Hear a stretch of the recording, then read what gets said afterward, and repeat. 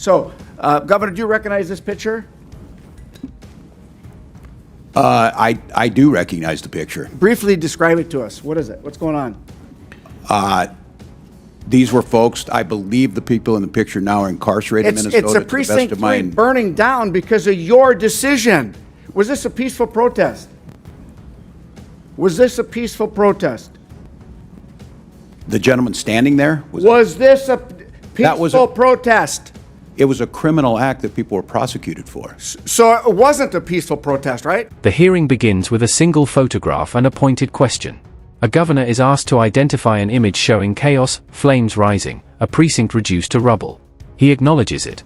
Pressed further, he admits those pictured were later incarcerated. The follow-up lands harder. Was this a peaceful protest? The repetition forces clarity. Finally, the governor calls it what it was, a criminal act. But the damage is done. The image evokes the burning of a police precinct during the 2020 unrest in Minnesota. What unfolds next inside the House Oversight Committee is not routine questioning. It is a confrontation over leadership, accountability, and the meaning of public safety. Thank you very much, Governor Walz. Thanks for being here today. I'm going to ask you a few questions, and I ask you to keep your remarks brief. I got a lot to go through. As you know, I spent 23 years as a law enforcement officer in the state of Minnesota. You know that, right? Do you know that, yes or no? I don't know how many. It's not a trick question. I don't know. I'll answer it for you. 23 years in Duluth. Thank you for that. So, Governor, do you recognize this picture? I do recognize the picture. Briefly describe it to us. What is it? What's going on? These were folks, I believe the people in the picture now are incarcerated in Minnesota. It's a precinct 3 burning down because of your decision. Was this a peaceful protest? Was this a peaceful protest? The gentleman standing there? Was this a peaceful protest? It was a criminal act that people were prosecuted for. Representative Pete Stauber, a former law enforcement officer with 23 years of service in Duluth, establishes his background before proceeding.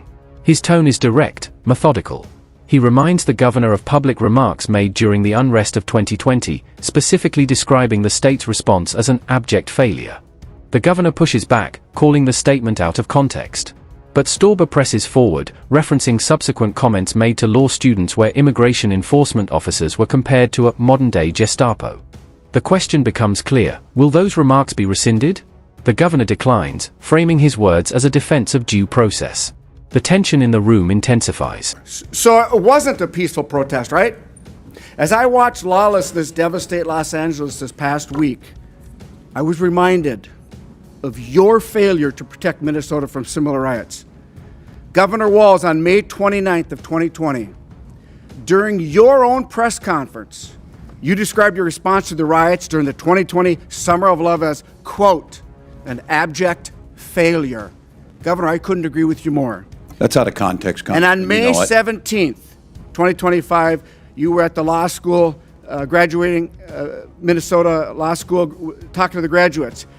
And we've talked about this. You called the enforcement of illegal immigrants a modern-day Gestapo. You've been asked 3-4 times if you would rescind that, and you won't. Will you rescind it? This is like the 5th time, yes or no? Congressman, I was talking to law students about due process, and I said you took an oath to due process. Governor, was there a violent al-Shabaab terrorist who entered our country illegally, arrested in Minneapolis last? The exchange shifts toward public safety operations. Stauber outlines arrests of violent offenders and asks whether officers involved deserve condemnation or support. The governor answers cautiously, sometimes stating he lacks specific information. The questioning becomes sharper when federal immigration authorities are mentioned assisting in major drug seizures. Support for law enforcement cooperation becomes the focus. The congressman frames the issue as one of consistency. If criminals are taken off the streets, does rhetoric comparing officers to historical tyrants undermine public trust? The governor emphasizes legislative accomplishments benefiting police pensions, attempting to pivot toward tangible support. But the hearing continues to circle back to words spoken and their consequences. Yes, there was. Were there 3 illegal child predators arrested by ICE in St. Paul earlier this year? I certainly hope so. That's their job. Yes, there was.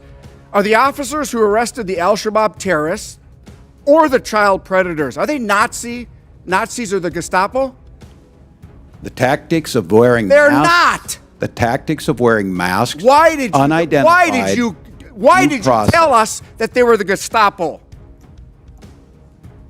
Do you believe that any of the violent illegal immigrants I have mentioned have a right to be in this country? I don't know what their immigration status was. They're illegal, violent criminals that the ICE took off the streets of Minneapolis. You did not say, Last week, Congressman, what their status Governor, was. last week, law enforcement officers in the state of Minnesota took Then comes the most personal line of questioning, military service. Stauber asks directly what weapons the governor carried in war. The governor cites 24 years of service but does not confirm combat deployment. The accusation follows, claims of having carried weapons in war are challenged as misleading. Stauber references his own family's service, emphasizing sacrifice in combat zones. Objections interrupt the flow. Points of order are raised. The exchange grows heated as questions turn to rank at retirement. The governor states he retired as a master sergeant, though he once served as a command sergeant major. The distinction becomes central to the allegation unfolding before the committee. 900 pounds of meth off the streets. Do you support that? We certainly do. Do you know that ICE? Fentanyl. Do you know that ICE assisted in that arrest, those arrests and investigations?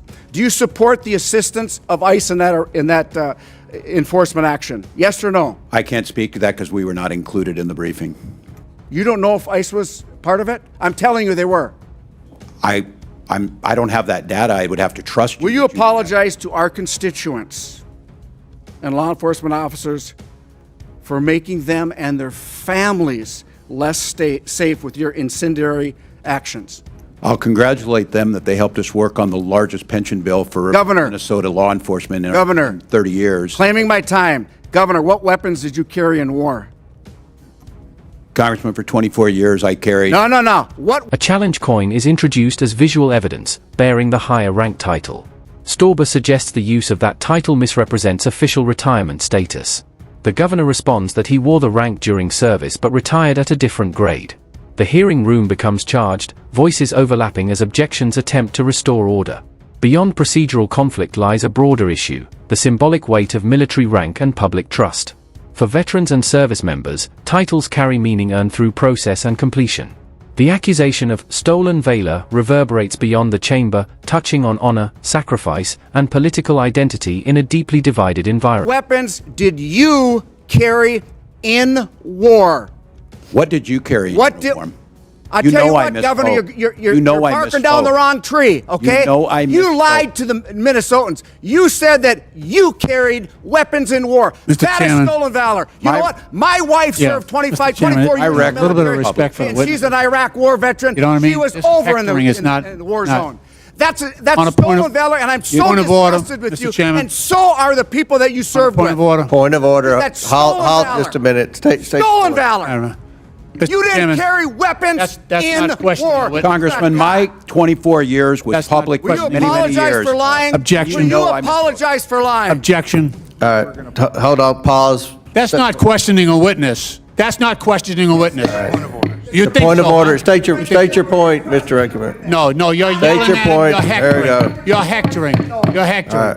You're hectoring. State your Governor, point. you didn't carry That's weapons not- in war, did you? State your point. You didn't Proceed. carry You weapons got in war. 24 seconds. Did you? Congressman, You know I didn't carry misspoke. weapons in war, yes or no? you. You lied. As questioning concludes, commentary frames the encounter as a defining political moment. Supporters argue Stauber exposed inconsistencies, critics see partisan escalation. The burning precinct image from 2020 resurfaces in public memory, tied to debates over leadership during crisis. Words like failure, Gestapo, and valor echo through media coverage. In the end, the hearing reflects more than a clash between two officials. It reveals the enduring fractures surrounding law enforcement, immigration policy, protest movements, and military service. Whether viewers see accountability or confrontation depends on perspective, but the exchange ensures these questions remain firmly in the national spotlight. Governor, what rank did you retire at? What rank did you retire at? Congressman, I served my battalion as the command sergeant major. That's not the question and for I pay- asked. What rank did you retire at? I retired as a master sergeant in Okay, EA. here's your coin that says you're retired at a command sergeant major. That's Says your I wore challenge that. coin. It This says is- I wore the rank. This is that's right. You didn't retire, did you? I did retire after 24 years. Here is a picture of your coin, your challenge coin. Right. I'm disgusted with you. I'm just. Governor, Chairman, the time you lie has when the expired. truth- Congressman, you lie I'm- when the Gentleman's truth is time's better. expired. You called half Trump supporters Nazis and fascists, and you know what? That's why the Minnesota Police and Peace Association did not support you in the last election because Well, I you're missing support in them. action. Gentleman's time's expired. On behalf of the folks from the land of rocks and cows, thank you. Now you go back. Chair recognizes Ms. Tenney from New York.